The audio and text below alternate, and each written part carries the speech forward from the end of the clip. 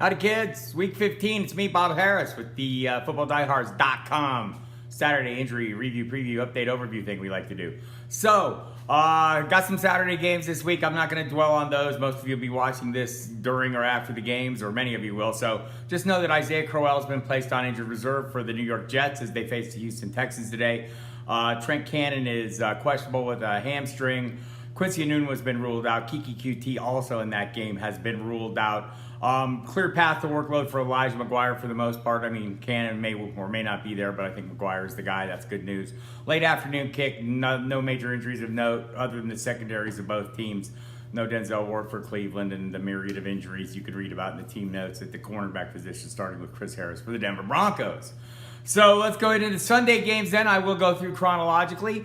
A lot of early afternoon kickoffs and just a couple late games, one Sunday nighter and the Monday nighter. So a lot of the decisions will be easier to make because you'll have various fallbacks and easy ways to workarounds. First off, in the early round of kickoffs, Odell Beckham's been ruled out against the Titans, so that decision is made for us once again. It's still the injured quad. It's been an ongoing issue and may well be going forward. We'll see. They're not talking a lot about it. He went out and had a second opinion. I think it was on Thursday this week, and then was subsequently ruled out on Friday. For the Detroit Lions going to Buffalo to face the Bills in a very tough defense, by the way. Matthew Stafford is listed as questionable. There is no Kerryon Johnson. There is no Bruce Ellington in this game either. Michael Roberts, the tight end, has been placed on IR as well. On the other side of the ball, LaShawn McCoy, Chris Ivory, Stephen Hauschka, the kicker, and Logan Thomas, a reserve tight end, or part of the committee of tight ends, all listed as questionable. Hamstring for McCoy. Seems like he's day-to-day. Chris Ivory seems more likely to be ready. Hauschka sounds like he'll be ready. They haven't signed anyone at this point. Thomas, not really a big issue. On Ivory, I talked to Mike Rodak from ESPN earlier this week. He suggested that even if McCoy's out and Ivory is up, we'll still see some Marcus Murphy. We'll still see some Keith Ford, a guy on their roster they want to get a look at. So I don't know if my expectations are great, but maybe Ivory has a solid game. Lions' run defense has gotten better over time. For the other side of the ball, Kenny Golladay facing a tough matchup with Tre'Davious White, and this offense not playing well, right? For the Atlanta Falcons playing the Arizona Cardinals, Ito Smith listed as questionable. He kind of led the way as a rusher last week. Dan Quinn said not to read too much into that. This week he has a sore knee that has him questionable. Tevin Coleman should be the primary back, but we'll see if Smith is up or not. Brian Hill also available for action there. Everyone else off the injury report, and that includes Julio Jones, who has been dealing with some issues. They give him maintenance days off. This week he added an illness to that and was absent for a day, but he's back fine off the injury report. Chad Williams for Arizona hasn't played for 5 games. They list him as a starter. I don't know why. Trent Sherfield seems like a guy that's kind of on the rise a little bit, so we'll see about him. But I don't think there's anyone here you don't want to stray too far afield here on your season long, right? For the Indianapolis Colts going against the Dallas Cowboys, T.Y. Hilton listed as questionable. Didn't practice all week. Not a good sign. But you never know with him. The Colts do give guys time off and still play them. My guess is he is a true game time decision. He hurt the injury. He suffered the ankle injury is what it is this time during the game last week, and he came back and finished the game just like previously he had finished his shoulder, the Jacksonville game with a shoulder injury. So and came back to play the next week as well. So we'll see. That's definitely one to watch. He's been on a bit of a roll, and even in a tough matchup, hard to go away from him. Chicago, and on the other side of the ball, everyone's off the injury report of note, and that would be Ezekiel Elliott. I mean, guys like Jeff Swaim have been ruled out. Tavon Austin could return. Don't get too excited about it. Zach Martin, the starting guard, though, is out for this one. And Sean Lee could play. I don't know why you'd push him back in the way those other linebackers are playing, but Leighton Vander Esch and Jay Smith have been doing really well. So anyhow, for the Chicago Bears hosting the Green Bay Packers, Allen Robinson's listed as questionable. My understanding is the reporting is that he's closer to actually probable.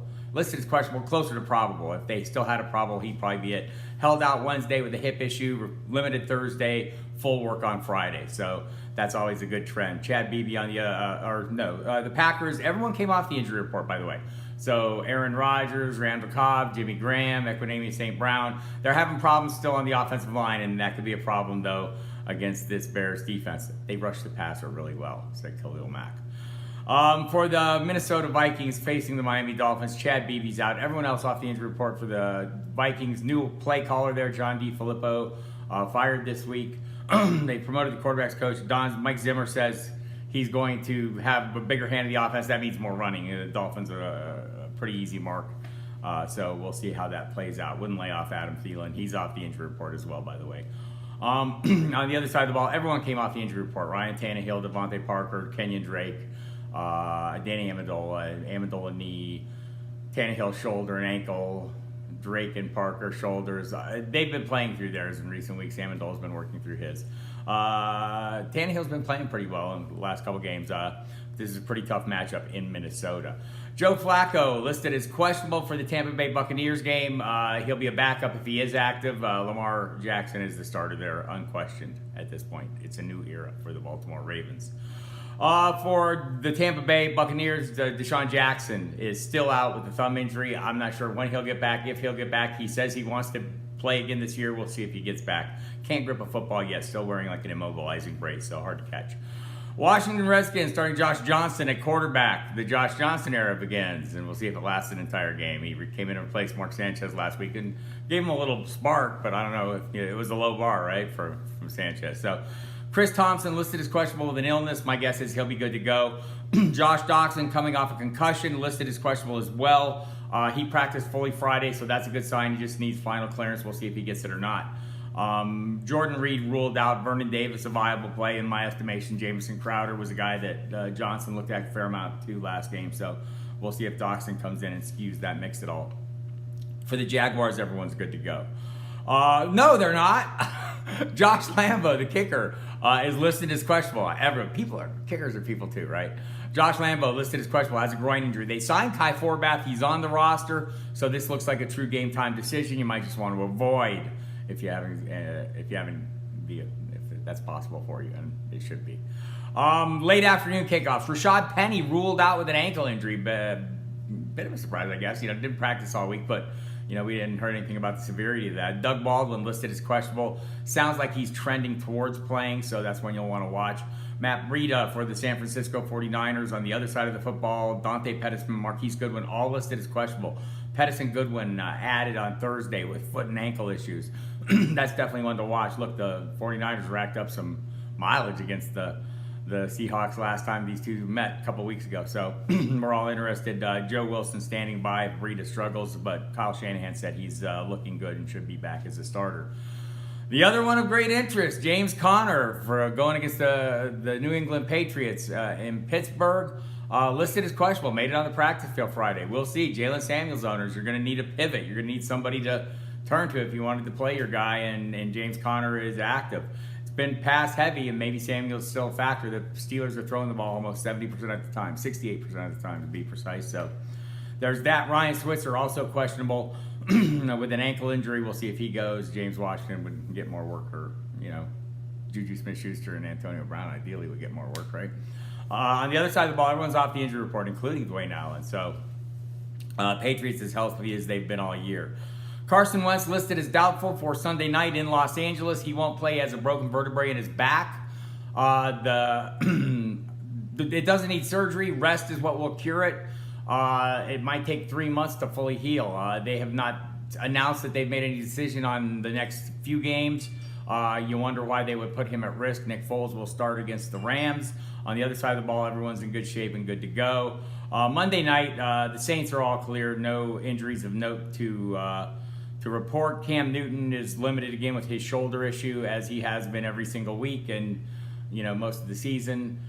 Maybe he'll have surgery in the offseason. He's not confirming or denying that notion, so we'll see about that. But for now, he'll continue playing through it, and this could be a little bit of a shootout. Graham Gano is still dealing with a knee issue. So Chandler Catanzaro kicked for him last week. He's still on the roster, so that's one to probably avoid since it's a Monday night game. All right, there we go. Week 15 starts Saturday, ends Monday, and then we'll get into the championship week, Week 16. We'll be going hard. Hit Football Diehards website for all the stuff that you've come to know and love, all the columns from Armando Marsal, Brad Cruz, Bobby Gomes, me, Matthew Sharon, Evan Tarciano, the whole crew. I'm sure I'm leaving someone out. Jen Ryan's DFS season long and Vegas cheat sheet, invaluable Excel file I use all the time. All the podcasts, myself, Justin, Kyle Dvorak, also in the mix there.